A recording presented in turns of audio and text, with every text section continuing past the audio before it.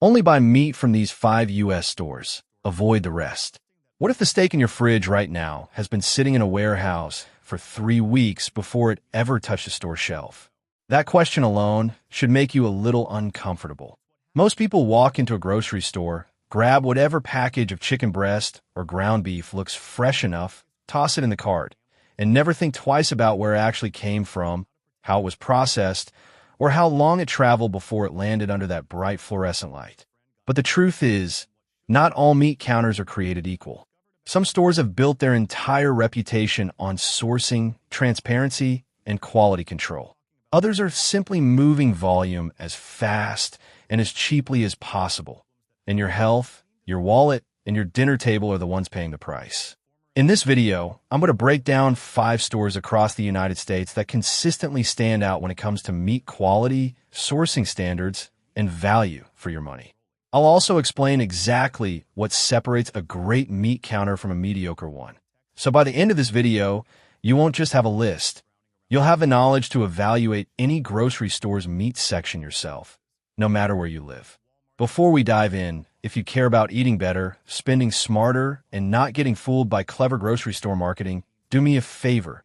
Hit that subscribe button and drop a like on this video. It genuinely helps this channel grow, and it helps me keep making content like this that actually saves you money and protects your health. Okay, let's get into it. Why where you buy meat actually matters. Let's start with the basics, because a lot of people underestimate just how much variation exists between stores when it comes to meat. First, there's sourcing. Some stores buy from large industrial feedlots where animals are raised in confined spaces, fed a diet designed purely to maximize weight gain as fast as possible, and routinely given antibiotics to prevent the diseases that come from overcrowding. Other stores partner with smaller regional farms, ranches, and co-ops that prioritize pasture access, slower growth rates, and more humane handling. The difference in flavor, texture, and nutritional profile between these two approaches can be massive. Second, there's supply chain speed. Meat is perishable. The faster it gets from farm to a processing facility to store shelf, the fresher it is, the better it tastes, and the safer it generally is. Stores with strong regional supply chains and frequent deliveries almost always have better meat than stores that rely on long-haul trucking from centralized distribution centers hundreds or thousands of miles away. Third, there's in-store handling. This is the one most people never think about. How is the meat counter staffed? Are there butchers on site who actually understand cuts, aging, and trimming? Is the meat case temperature properly maintained? Is product rotated correctly so older inventory doesn't linger? A store with knowledgeable butchers and tight inventory control will almost always outperform a store where meat is just shrink-wrapped at a centralized facility and dropped off on a truck. Fourth, there's transparency and labeling standards. This is huge. Words like natural, farm-raised, and premium are largely unregulated marketing terms that mean almost nothing. But labels like USDA organic, grass-fed, certified humane, or specific breed designations like Black Angus actually carry weight because they're tied to verifiable standards or at least more meaningful criteria. Stores that are upfront about sourcing, that publish supplier information, or that have invested in third-party certifications are simply more trustworthy than stores that hide behind vague language. And finally, there's price-to-quality ratio. Expensive doesn't always mean better, and cheap doesn't always mean worse. The goal isn't to find the priciest meat in town. It's to find a store that gives you the best quality for what you're actually paying. That's the lens we're going to use for this entire list. With that foundation in place, let's get into the 5 stores. Store number 1, Costco. I know what some of you are thinking. Costco? Really? But hear me out, because Costco's meat department is genuinely one of the most underrated values in American retail. Costco built its entire business model around bulk purchasing power, and that extends directly to its meat program. Because Costco buys in such enormous volume, it has the leverage to demand higher quality standards from suppliers while still keeping prices competitive.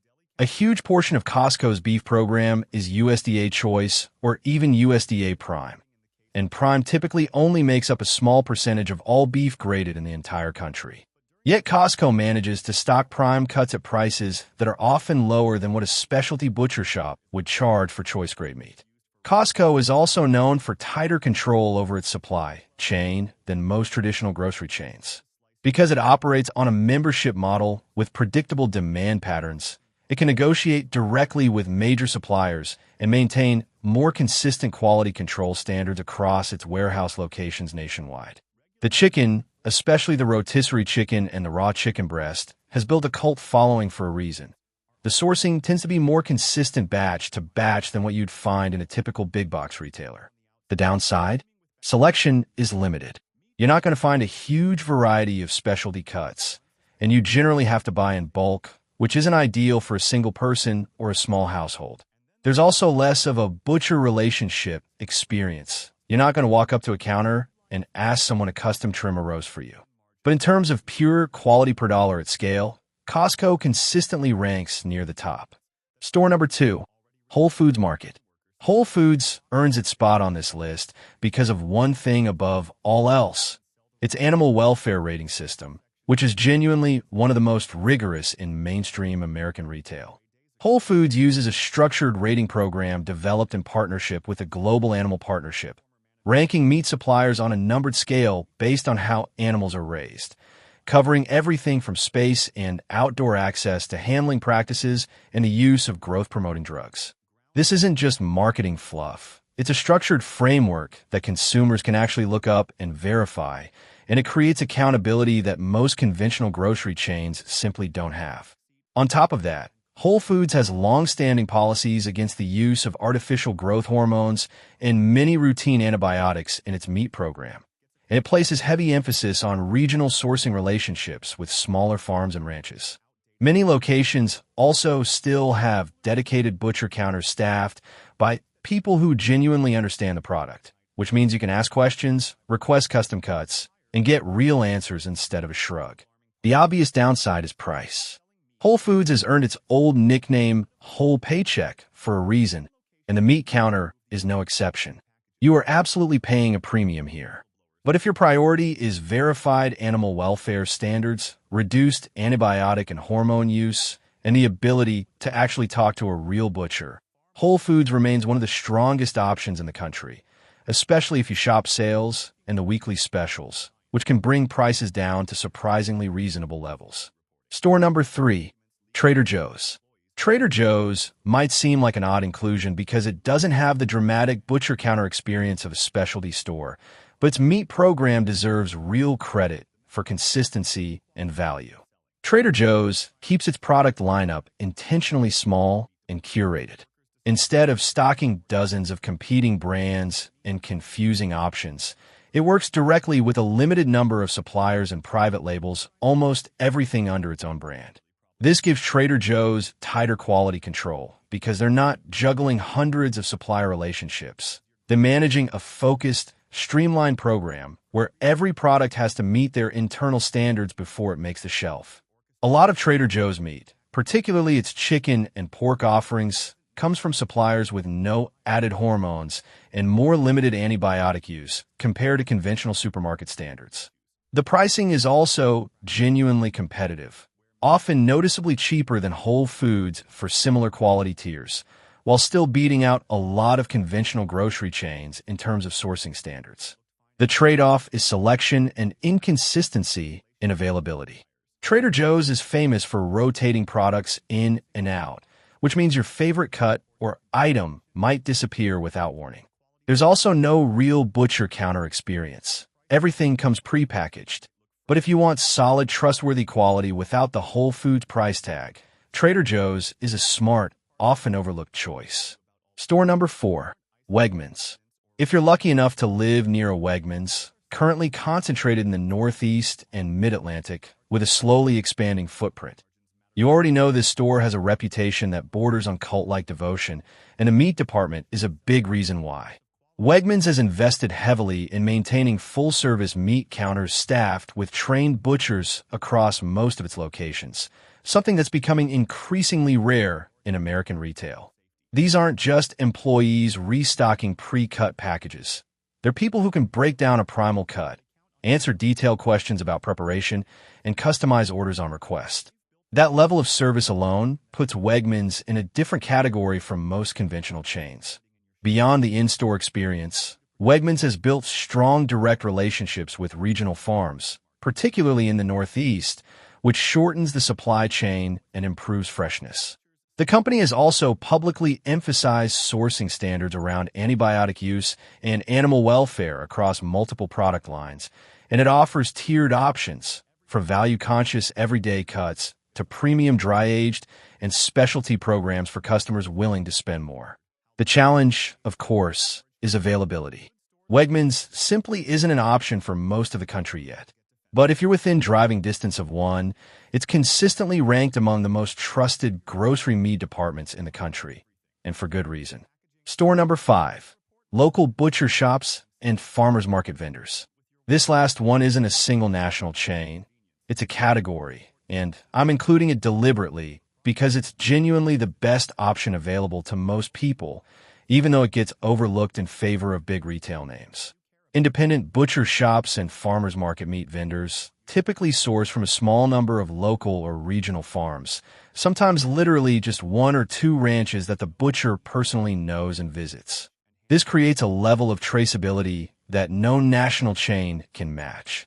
You can often ask exactly which farm an animal came from, how it was raised, what it was fed, and how long the meat has been aged. Try getting that level of detail from someone restocking shelves at a big chain.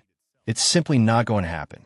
Local butchers also tend to offer dry aging programs, which most major grocery chains don't provide at all because it requires dedicated space, time, and expertise. Dry-aged beef develops deeper flavor and improved tenderness through a controlled aging process that breaks down muscle fibers over time, something you almost never get from shrink-wrapped supermarket beef. The trade-off is price and convenience. Local butchers typically can't compete with the bulk buying power of a Costco or the private label efficiency of a Trader Joe's, so prices per pound are often higher. Hours may also be limited compared to a 24-hour supermarket. But if quality, traceability, and supporting local agriculture matter to you, a good independent butcher or trusted farmers market vendor is genuinely hard to beat. And building a relationship with one over time often means better cuts, insider recommendations, and first access to limited seasonal items. What about the stores you should avoid? Now, I'm not going to sit here and trash specific national chains by name, because honestly, meat quality can vary wildly even within the same chain depending on the region, the individual store manager, and the local supplier relationships at that specific location. What I will do instead is give you the warning signs that should make you cautious regardless of which store you're standing in. Warning sign number 1, vague labeling. If a package just says fresh or natural with no further detail, no certification, and no information about sourcing, treat that as a red flag.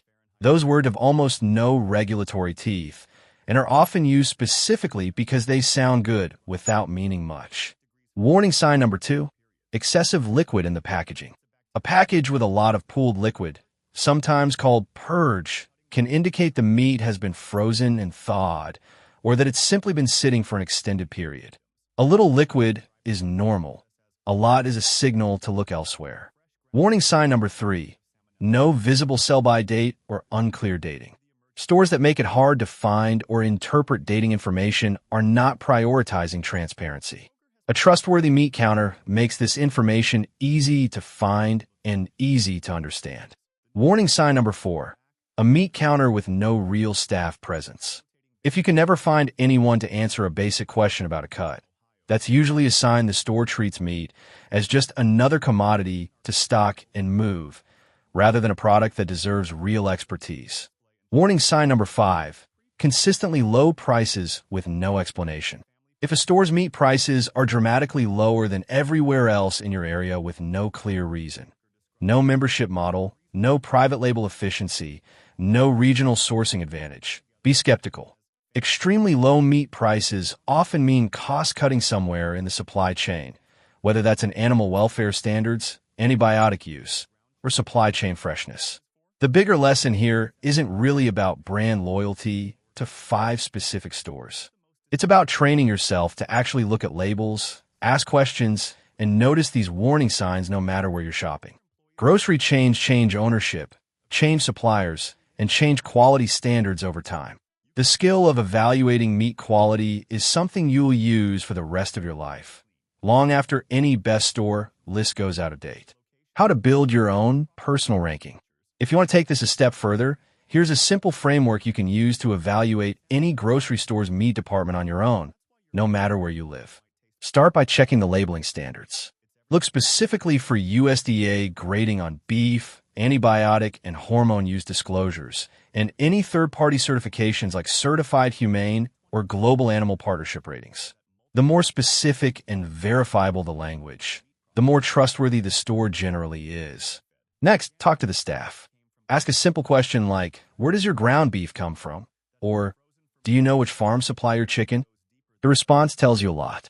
A knowledgeable answer with specifics suggests a store that takes sourcing seriously.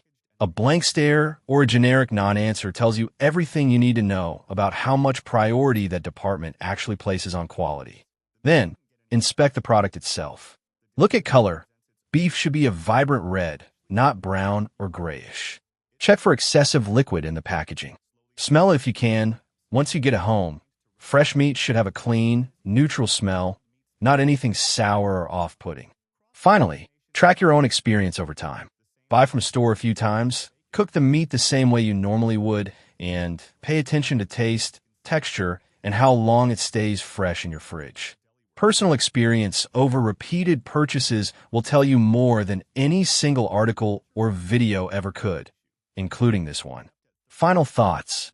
At the end of the day, where you buy your meat is one of those everyday decisions that quietly affects your health, your budget, and honestly, just how much you enjoy your meals.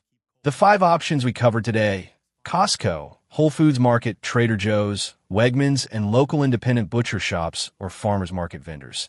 Each brings something different to the table, whether that's unbeatable bulk value, rigorous animal welfare standards, streamlined private label consistency, full-service butcher expertise, or unmatched traceability and local relationships.